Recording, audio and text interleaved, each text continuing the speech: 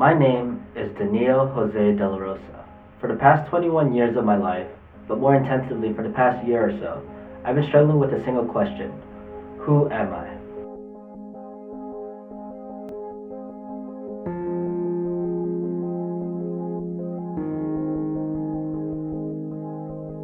Daniel Jose de la Rosa. It's what's written on my birth certificate. It's what I write out every time I have to fill out some sort of documentation. It's what my parents call me whenever I know I'm in serious trouble. But I go by other names too. To my friends, I am DJ, or simply Dj. To my younger sister Rose, I am Kuya, or brother. To my Lola Corazon, I was a po, or grandson. But what's in a name? There are so many components to my identity labels that make up who I am. Senior, writer, videographer, Filipino American. Especially since I've started college, I've been searching for what that last one means. In my Asian American lecture, we learned about hyphenated Americans and how it was a derogatory term used to define those who weren't naturalized Americans. Any man who says that he is an American and seeks to promote foreignisms within our borders is not a true American. We have room for but one language, the language of the Declaration of Independence and the Bill of Rights. And we have room for but one loyalty, and that is loyalty to the American people.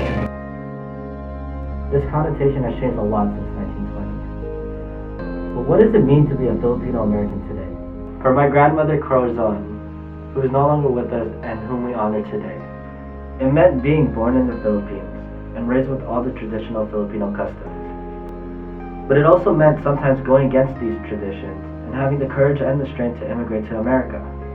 It meant immigrating to an entirely new country, becoming proficient in an entirely new language, on her own, with a child to support, and then completely starting over in search of the American dream. It meant adopting another identity in hopes that her children and their children would have the life she always dreamed of. It meant, even while she was here in America, she never forgot her roots.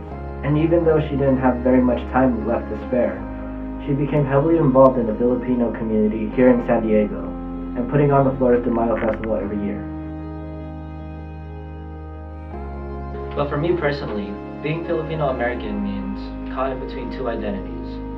It meant being born in the US, learning English as my first language, but it also means trying to reconnect with my Filipino heritage through joining Kabatirang Filipino, taking part in projects like Filipino Cultural Night, and reconnecting with my family, which also means dealing with my parents' high expectations for my schooling and my future. Being Filipino American means wanting to keep my past alive, but also wanting to create my own story. And lastly, for my sister Rose, being a Filipino American and a soon-to-be mother means having to make some difficult decisions about how to raise her child. It means making sure that that baby has the best of both worlds, that it grows up with all the pride and the same opportunities as any other American, but it never forgets its roots, its tradition, its culture, and the stories of all the generations who came before. Like the story of the most courageous and strong-willed person I have ever known, a woman by the name of Corazon Castillo. My Lola loved to tell stories. She used to tell us that our stories connect us all. And key people in my life and their stories have helped me come closer to defining what it means to be a hyphenated American. And though their stories are unique in their own way, they are universal in a sense. Their experience can be related across all cultures. April 3rd, 2014.